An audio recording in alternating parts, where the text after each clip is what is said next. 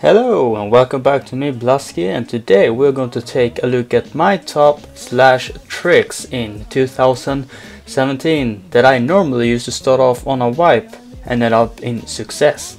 So the tips and tricks can be old and overused, but this just proves that they still works for a better start on a wipe. So basically this video points out to help new Rust players that have just bought the game, or just players that have low play hours on the game that doesn't know any of these tips / tricks, but you never know, maybe you will learn something new even if you have a good amount of hours on Rust. So let's get right into it then. Step number 1. When you have got yourself some stuff and you're ready to start building, or just want to start building even if you don't have the resources, but important thing is that how and where you build your base. So you want to build where you can find resources easy, and close to rat towns where you can find loot, recycle components, and close to rivers where you can drink water. So it's harder to find nodes than trees in Rust. And nodes, they spawn everywhere, but normally on mountains and fields, so live close to a place where it spawns nodes, because you're going to need it to craft and upgrade your base to stone, so it makes it harder to raid and impossible to flamethrower raid if you also have a metal sheet or an armor door. When it comes to building near rat towns, for example the warehouse, you may think, here spawns stuff that I need, that I can use, and it would be stupid to not live right outside it. Not really, because just how much you want the stuff, other people want it the same. So big groups likes to build the bases there, or just players like you, but this will just end up in fights and raids and will probably get a living hell for you to take a part of building next to dangerous players if you don't make a nice alliance between each other, but then they will probably betray you and raid you probably. So build a bit further away and avoid getting raided the day after you join. So build in a spot where you think you can survive, where there is not many people or any people at all that can screw you over.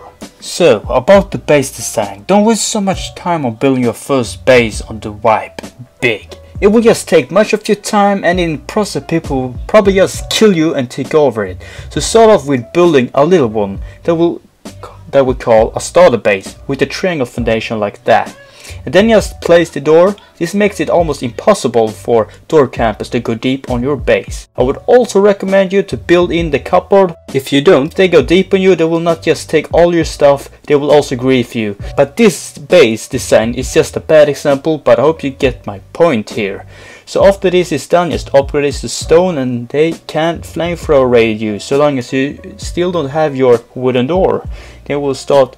Then you can focus more on starting collecting resources for your main base, and this will save you time and lives. You hit the jackpot, kill the guy with tons of stuff that you need, but you are scared to lose it because you don't have a base yet, or you have stuff that you want to use later on and you don't want to risk to lose it.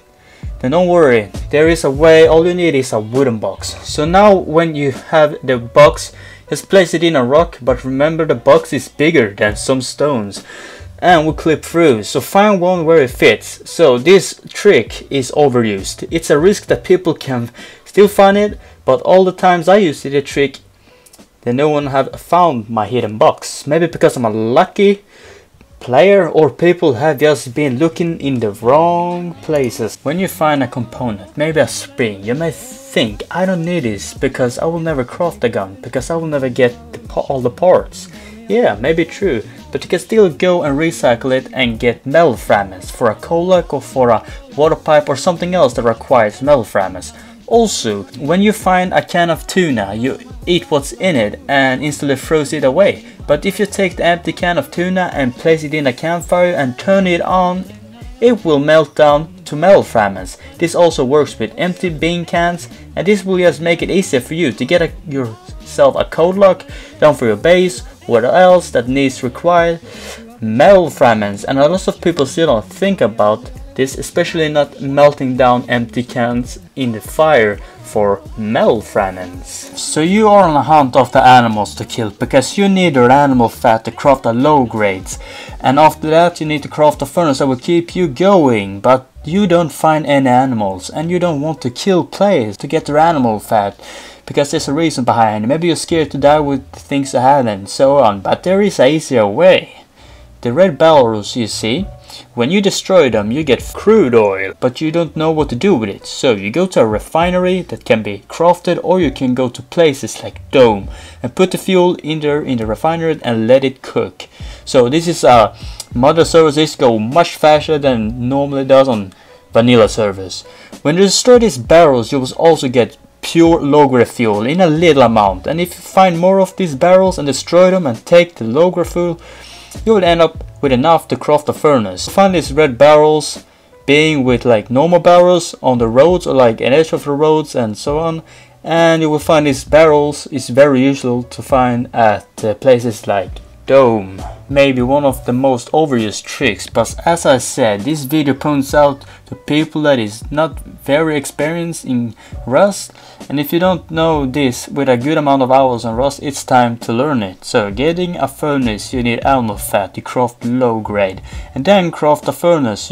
So to get the biggest amount of animal fat by animals is by killing a bear, and it's the most dangerous animal in Rust so far. So all you need to do to take down this beast is just placing down a foundation so the bear can't kill you, and by this trick it will just stand there and then you can kill it easily with a spear or a bow. Or what else they can damage the bear. But this server is glitchy, so that means that the bear is glitched, but normally situations the bear will go to attack and try to kill you.